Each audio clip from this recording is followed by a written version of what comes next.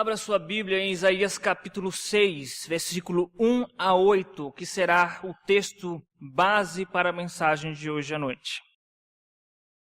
Isaías capítulo 6, versículo 1 até o versículo 8. Acredito ser um texto bastante conhecido da igreja, um texto geralmente pregado, mas não poderíamos deixar de pregar este texto, que é um texto profundo em sua cristologia, nos aspectos da salvação, e que nós precisamos sempre revisitá-lo. Isaías capítulo 6, versículo 1 a 8. No ano da morte do rei Uzias, eu vi o Senhor assentado sobre um alto e sublime trono, e as abas de suas vestes enchiam o templo. Serafins estavam por cima dele.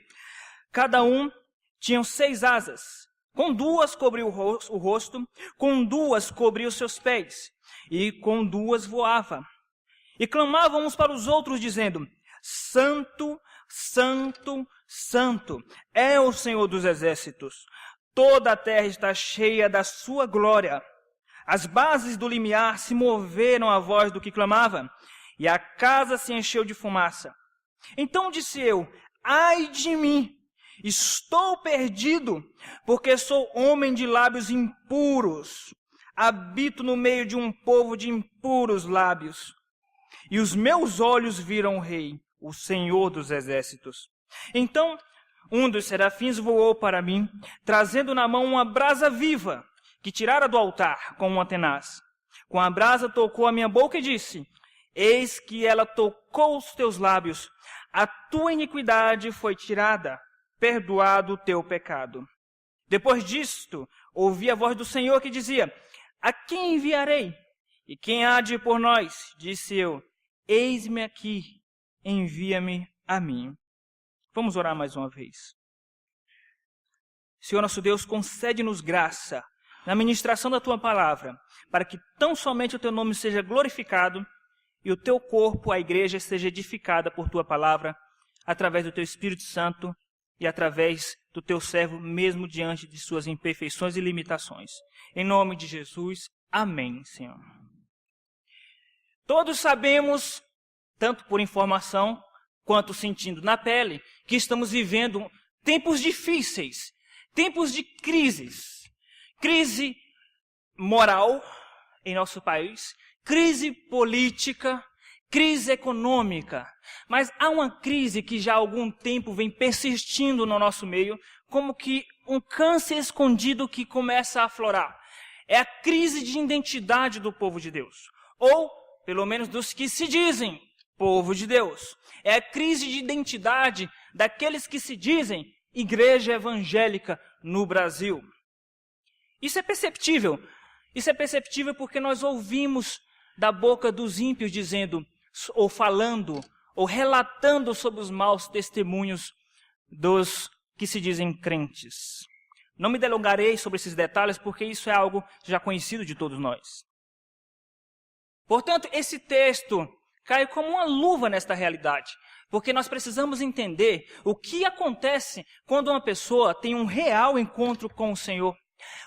Que tipo de mudança há na vida de um indivíduo que teve um real encontro com Cristo. O texto de Isaías vai trazer luz para nós nesse sentido. E nós precisamos atentar para isto, não apenas para averiguar, analisar a geração em que nós vivemos, mas antes disso, para que nós possamos analisar nossa própria vida à luz da palavra, para que nós também não incorramos no erro de termos apenas nome de que serve a Deus e não serve. Vejamos então, através da vida de Isaías, quais são os resultados de um real encontro com Cristo. Isaías é o primeiro dos profetas maiores. Alguns estudiosos dizem que ele era uma pessoa que vivia entre a corte, no palácio real, porque ele tinha parentesco com a linhagem real. Não temos certeza disso. Mas nós sabemos que ele viveu num período crítico da nação judaica. Ele pastoreou e profetizou na cidade de Jerusalém, no período dos reis que ele relata no capítulo 1, o rei Acaz, Ezequias, o rei Uzias, que ele fala aqui, no capítulo 6. Queridos, era um período muito crítico, o período em que Isaías vivia, muito crítico. Portanto, todas as verdades do capítulo 6 vão de encontro a essa crise que Isaías enfrentava com a sua geração. E traz algumas implicações importantes para nossas vidas. E por que nós encontramos Cristo no capítulo 6? Por que nós dizemos que o tema dessa mensagem é os resultados de um real encontro com Cristo? Parece um evangelicalismo, uma pregação evangélica do Novo Testamento? Veja, Isaías é completamente cristológico, messiânico, e a palavra Cristo significa Messias do hebraico, Cristo no Novo Testamento em grego e Messias no Antigo Testamento. E esse livro é messiânico do início ao fim. O capítulo 7, os irmãos devem lembrar, onde fala das promessas do Messias.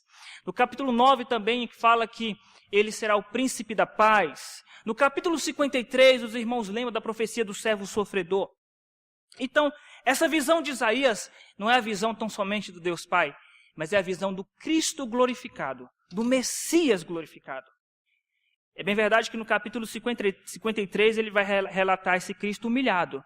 Mas aqui ele já tem um vislumbre da glorificação do Rei dos Reis, que é o nosso Senhor Jesus Cristo. E depois que ele teve esse vislumbre, depois que ele teve esse encontro com o Cristo glorificado, a vida de Isaías mudou. E é assim que tem que acontecer conosco.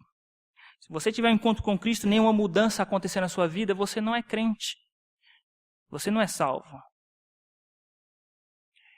Espera-se que você tenha vindo aqui nesta noite para adorar a Deus e que você possa voltar diferente para a sua casa, renovado ou transformado, se for o caso. O primeiro resultado de um real encontro com Cristo é que aquele que encontra Cristo, queridos, aquele que tem um real encontro com Cristo, ele contempla uma verdadeira esperança. Podemos dizer da seguinte forma, que o primeiro resultado de um real encontro com Cristo é que nós contemplamos a esperança. Aonde nós enxergamos isso no texto? Observe o versículo 1. O versículo 1 do capítulo 6. No ano da morte do rei Uzias, eu vi o Senhor. Não é à toa que Isaías relata esse fato histórico no momento de uma visão tão importante. A morte de um rei de Judá. Não é à toa. Tem um propósito aqui. O povo de Israel estava cansado de tantos reis corruptos.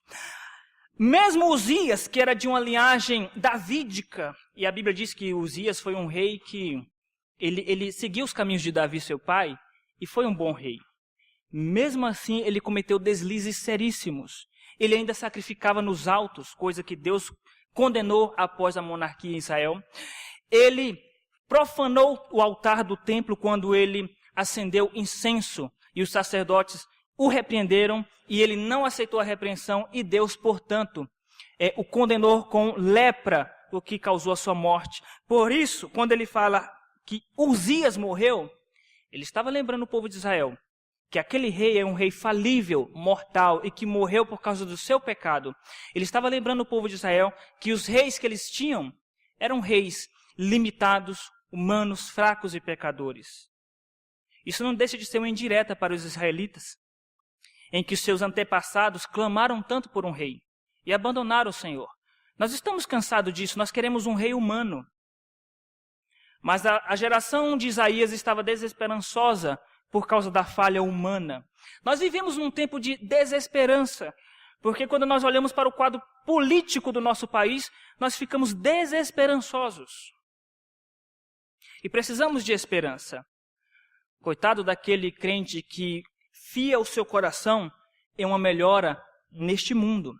Pode haver melhora nesse mundo? Pode, nós devemos orar para tal. Mas não coloque a sua esperança nesse mundo porque você vai ser a mais infeliz das pessoas. Porque Paulo diz isso, que se a nossa esperança se limitar a esta terra, nós seremos os mais infelizes. Quando nós temos um real encontro com o Senhor, nós passamos a ter esperança. Uma esperança viva, certeira, uma esperança eficaz. Porque ainda que nós possamos sofrer nesta terra, nós sabemos, nós temos certeza de um mundo melhor. Veja, Para algumas pessoas isso não faz muito sentido, porque as pessoas querem o aqui e o agora. Isso é sinal de um coração egoísta preso a esse mundo materialista. Isso me faz lembrar um vídeo de uma criança que devia ter uns 2 anos de idade, uma criança com câncer, e a mãe filmou ela falando isso. Ela dizia que queria logo estar com o Papai do Céu. A mãe dela perguntava por quê que ela queria. Ela disse, porque ela vai estar livre do câncer, livre dos problemas, das dificuldades, e ela queria logo encontrar Papai do Céu. E tem crentes que mesmo passando por luta, não quer se desligar desse mundo. Coloque a sua esperança em Cristo. Quando nós temos um real encontro com Cristo, nós fazemos aquilo que Paulo diz no capítulo 7 de 1 Coríntios. Nós desfrutamos deste mundo, mas como se não estivéssemos nele. O segundo resultado de um real encontro com Cristo é que nós contemplamos a soberania de Deus. Em primeiro lugar, nós contemplamos a esperança. Em segundo lugar, nós contemplamos a soberania de Deus, porque foi isso que Isaías contemplou. O capítulo 6, versículo 1 diz: no ano da morte do rei Uzias, eu vi o Senhor assentado no alto e sublime trono. A palavra hebraica para Senhor aqui é a palavra Adonai. E a palavra Adonai em hebraico significa soberano. E aponta para um soberano sobre servos, sobre escravos. E ainda isso é reforçado quando Isaías diz que esse soberano Senhor está assentado no alto e sublime trono. Os israelitas que estavam acostumados a ver tronos perecíveis, humanos e falíveis, Isaías aponta que o trono de Deus ele é alto, ele é sublime, intocável. E perceba que no versículo 5, no final do versículo 5, ele diz: eu vi o Senhor, eu vi o Rei, meus olhos viram o Rei soberano. Mas o fato de nós reconhecermos Cristo como soberano, reconhecermos o nosso Deus como Senhor soberano, traz algumas implicações para nossas vidas. Porque é muito fácil você dizer que aceitou Cristo ou recebeu Cristo como Senhor e Salvador. É muito fácil você dizer, eu tenho Cristo como meu Salvador. Mas não existe crente que tem Cristo como Salvador e não tenha Cristo como Senhor.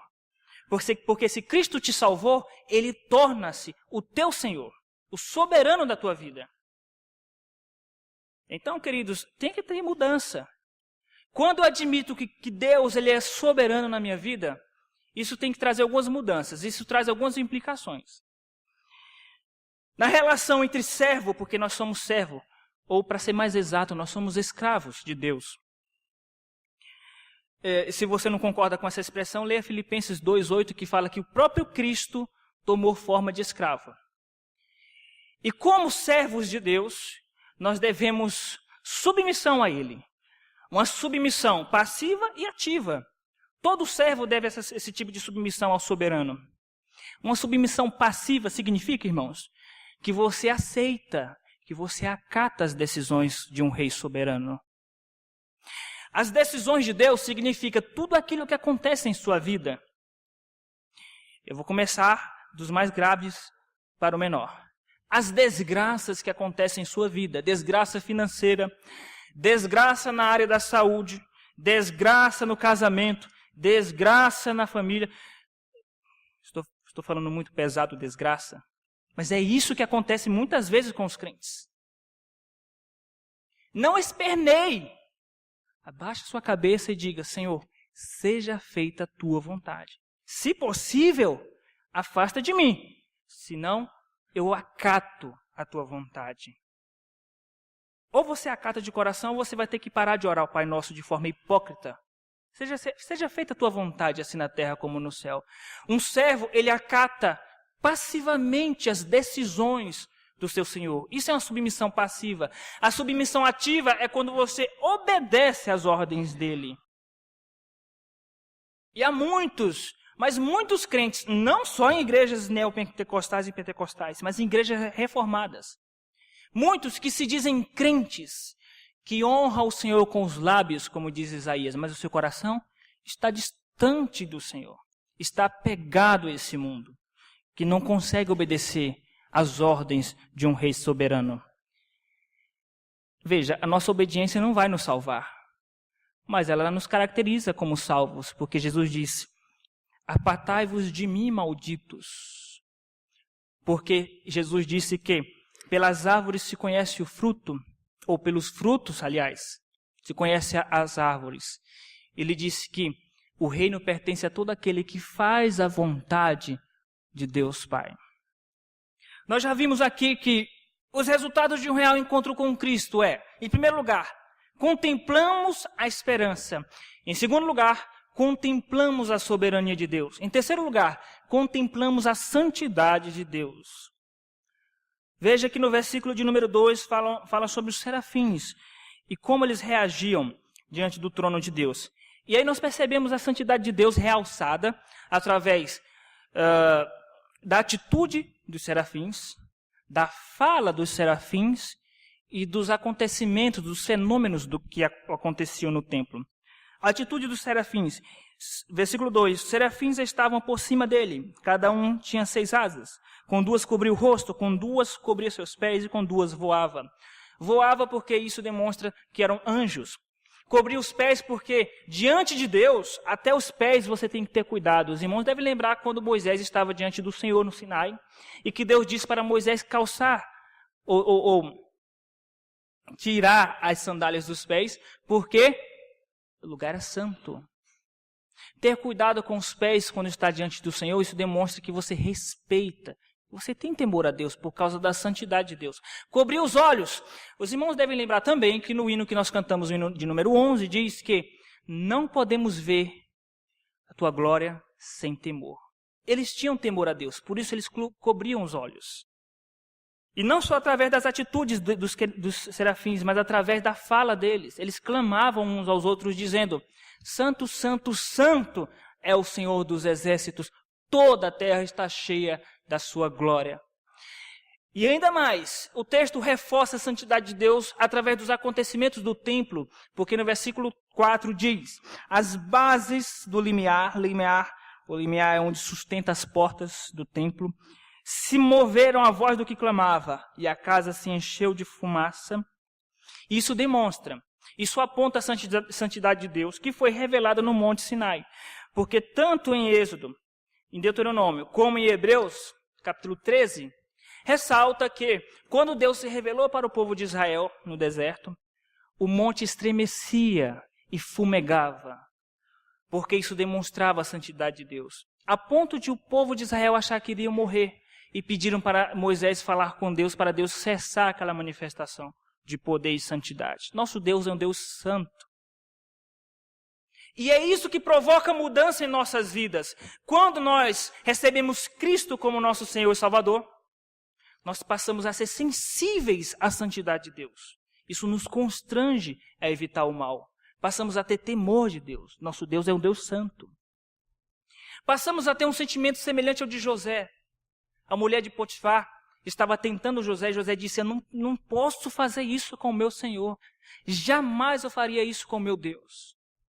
Isso demonstra sensibilidade à santidade de Deus. E tem crente aqui que brinca com Deus, que difama o nome de Deus, que dá mau testemunho, que aqui dentro é uma coisa, que lá fora é outra, que entre 4 paredes é outra coisa. Falta de temor a Deus. Isso evidencia que essa pessoa não teve um encontro com o Senhor. Nós já vimos aqui, queridos, que os resultados de um real encontro com Cristo é que nós contemplamos a esperança, nós contemplamos a soberania de Deus, nós contemplamos a santidade de Deus.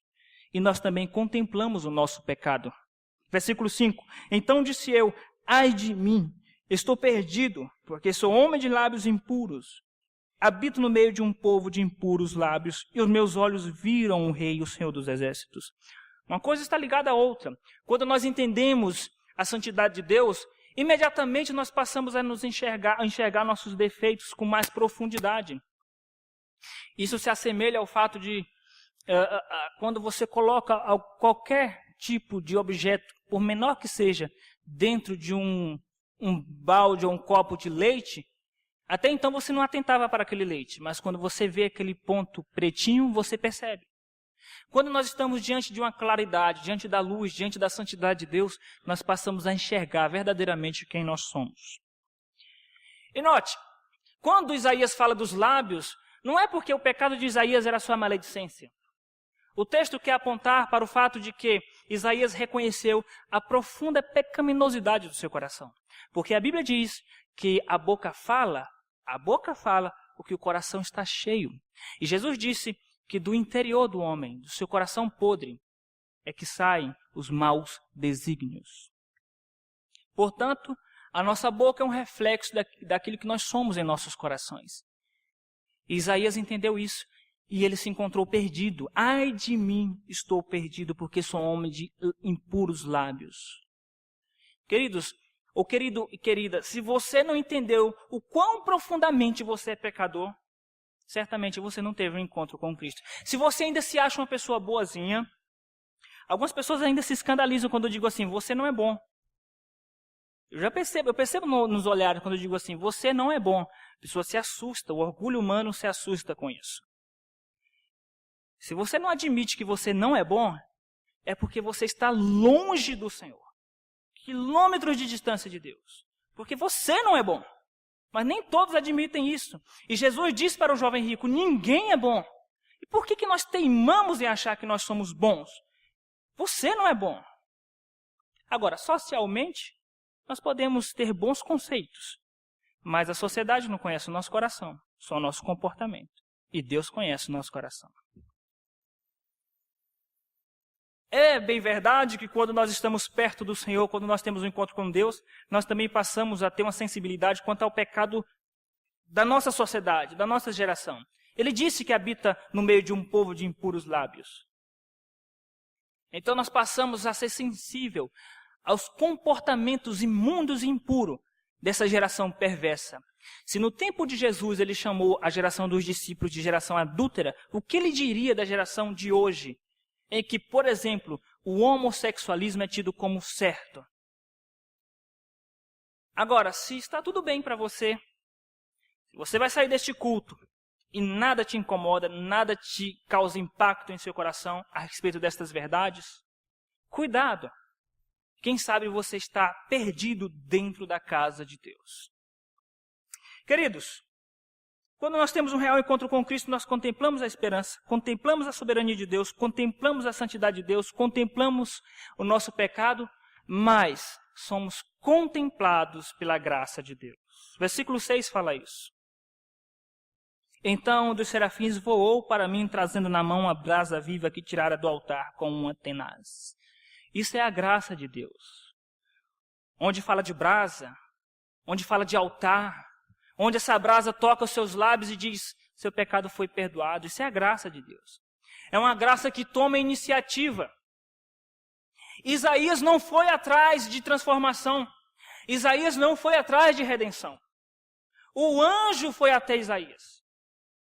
Obviamente os anjos são servos do Senhor e obedecem a sua ordem. E Deus deu essa ordem para o serafim. Ele voou para mim, diz Isaías. Ele veio até mim. A graça de Deus voou para mim. A graça do Senhor voou para ti. Você não é salvo porque você quis se salvar, porque você não queria saber de Deus. Mas a graça voou até você, trazendo salvação em suas asas.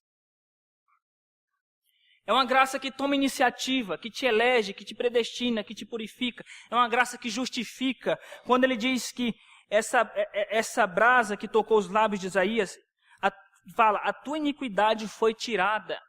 Lá no capítulo 53 de Isaías diz, o meu servo justificará a muitos. Isso significa tirar a iniquidade.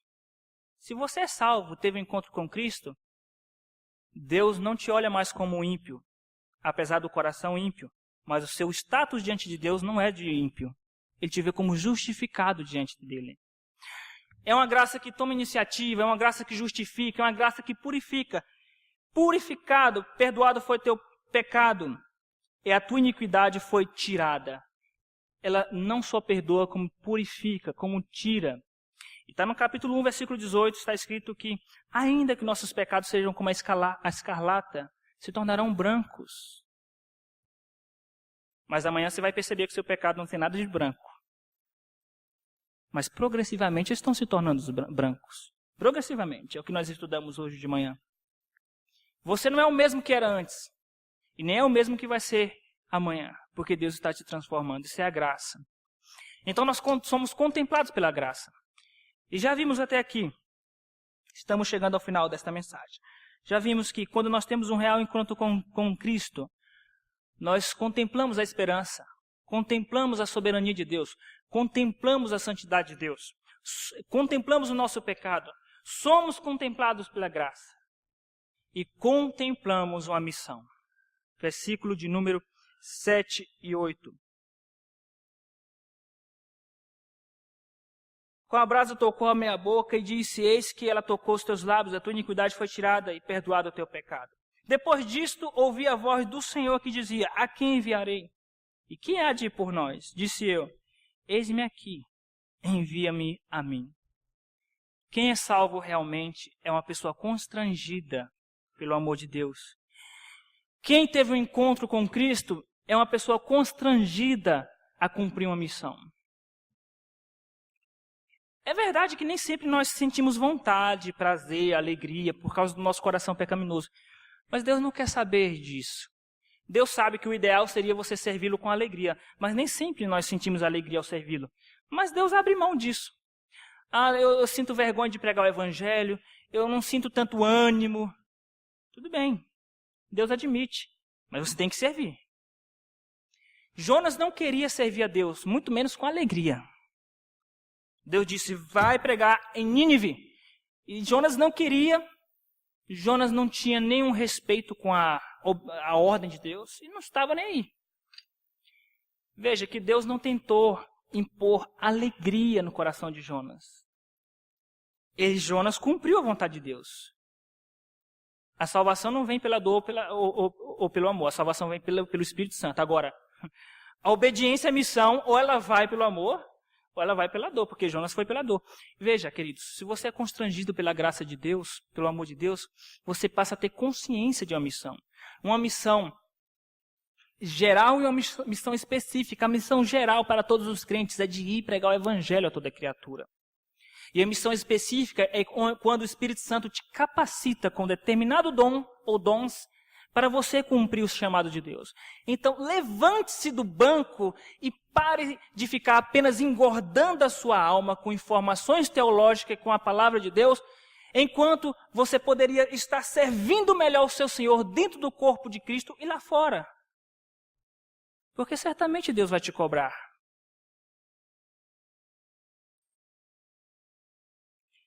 A EBF é um exemplo disso. A EBF é um exemplo de que há espaço para pregar, para tocar, para cantar, para limpar, para cozinhar. Há espaço dentro da igreja para todos os tipos de funções. Pastor, só sei dar curso de Libras. Fala com o reverendo Donizete. Gostaria de ajudar nesta área. Todos nós temos um dom que Deus deu para servir melhor. Então pare de ficar apenas engordando a sua alma, enquanto você poderia exercitar seus dons para melhor servir ao Rei. Queridos, são esses os resultados de uma pessoa que teve um real encontro com Cristo. E vou resumir para terminar. Uma pessoa que realmente teve um encontro com Cristo, ela contempla a esperança, ela contempla a soberania de Deus, ela contempla a santidade de Deus, ela contempla o seu pecado, ela é contemplada pela graça de Deus e ela contempla uma missão. Que essas verdades se apliquem ao seu coração e que nós possamos levar a sério a palavra de Deus, obedecendo ao nosso chamado. Que Deus nos abençoe, queridos.